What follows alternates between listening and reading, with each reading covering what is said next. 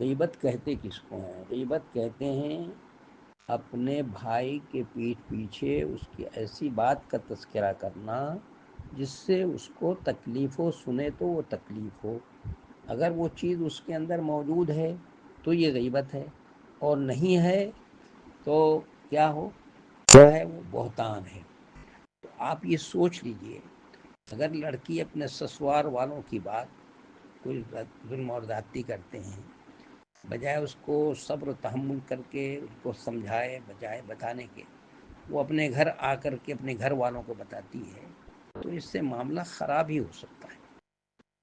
سمجھیے نا، کوئی حل نہ مل رہا ہو کہ صرف تسلی کے لیے وہ اپنے گھر والوں سے کہہ رہی ہے اس کو، اور کوئی ان کو یہ نہیں مل رہا ہے، تو اس کو اللہ سے دعا کرنی چاہیے اور ان کو سمجھانا چاہیے کہ بھائی یہ ظلم اور زیادتی یہ اچھی چیز نہیں ہے.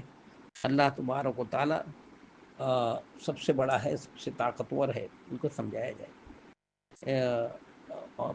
یا کوئی بیوی اپنے شوہر سے یہ سب بتائے، یہ بھی شوہر سے گھر والوں کی یہ ہے تو بتائے کہ ظاہر ہے اس کے گھر کے لوگ ہیں، ہو سکتا ہے اس کو تکلیف ہو، تو اس کو حکمت سے اس چیز کو سمجھنے کی کوشش کرنی چاہیے. سمجھیے نا، یہ سب چیزیں جو ہیں یہ بہت ہی حکمت سے، بڑی دانش مندی کے ساتھ، اور اس کو یہ کیا جائے، حل کیا جائے تو زیادہ بہتر ہے. تو بہر صورت اگر کوئی ایسی چیز ہے، کوئی بیوی اپنے شوہر سے یہ سب بتائے، اسی طرح کوئی اعلیٰ عہدے پر فائز ہو، اس کے بارے میں آپس میں بات کرنا، آپس میں اس طرح کی باتیں کرنا، یہ بھی کیا ہے؟ آپس میں اس کے بارے میں اگر بات کی جا رہی تو غیبت ہے. اس تک یہ بات پہنچے گی تو یہ ہوگی، اس سے کوئی فائدہ تو ہے نہیں، بلکہ اس کے ہدایت کے لیے اس سے دعا کرنی چاہیے کہ وہ اللہ تعالیٰ اس کو ہدایت دے، ہے نا.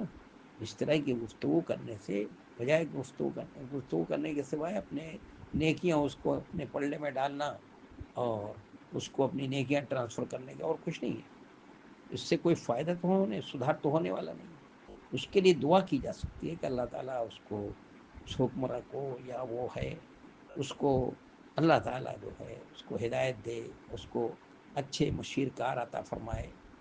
بلکہ اور حکمراں جو ہے اگر کوئی مسلط کیا گیا ہے کسی کے اوپر، تو نبی علیہ الصلوۃ والسلام کی حدیث ہے، وہ کہ وہ ضعیف ہے لیکن مفہوم کے اعتبار سے صحیح ہے، کہ لوگوں کو اپنے اوپر اس حکمراں کو کچھ نہیں کہنا چاہیے، بلکہ اللہ کے رسول صلی اللہ علیہ وسلم نے فرمایا کہ سب کا دل جو ہے اللہ کی انگلی کے درمیان ہوتا ہے، جیسے چاہتا پھرتا. اگر نیک لوگ رہتے ہیں تو اس کو نرم بنا دیتا حکمراں کو، اور اگر غلط قسم کے لوگ ہوتے ہیں، ان کے اندر جو ہے وہ اسلامی تعلیمات کے خلاف باتیں ہوتی ہیں، بات سمجھیے نا، تو وہ ان کے دل کو سخت کر دیتا ہے، پھر وہ اس پر ظلم اور زیادتی کرتے ہیں. تو اس لیے اس کو سمجھیے، اس نقطے کو سمجھ کر کے آپ دیکھیے، خود ہی آپ اپنے ضمیر سے معلوم کریں تو آپ کا ضمیر بتا دے گا کہ دیکھو یہاں پر یہ غیبت ہو رہی ہے، یہ شکایت ہے، ایسے نہیں کرنا چاہیے، اس سے بجائے اصلاح ہونے کے اور معاملہ خراب ہی ہوگا. تو اچھا یہ ہے کہ اس کو اپنے حکمت سے، خود اپنے ضمیر سے پوچھ کر کے اس کے مطابق عمل کیا جائے.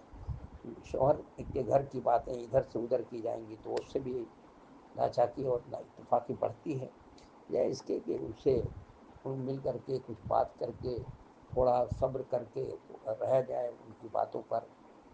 صبر کریں گے تو کب تک وہ جاتی کرتے رہیں گے، ادھر سے جواب نہیں کچھ ملے گا تو دوسرا آدمی خود ہی خاموش ہو جاتا ہے. بس یہ ہوتا ہے کہ اب بات بڑھتی ہے جب کہ وہ بھی کچھ کہہ رہے ہیں تو ادھر سے بھی کچھ کہہ دیا جائے، اور ایک آدمی خاموش ہو جائے تو معاملہ ویسے ٹھیک ہو جاتا ہے. اس لیے سمجھنے کی کوشش کیجیے اس کو. میں سمجھتا ہوں بات واضح ہوگی. السلام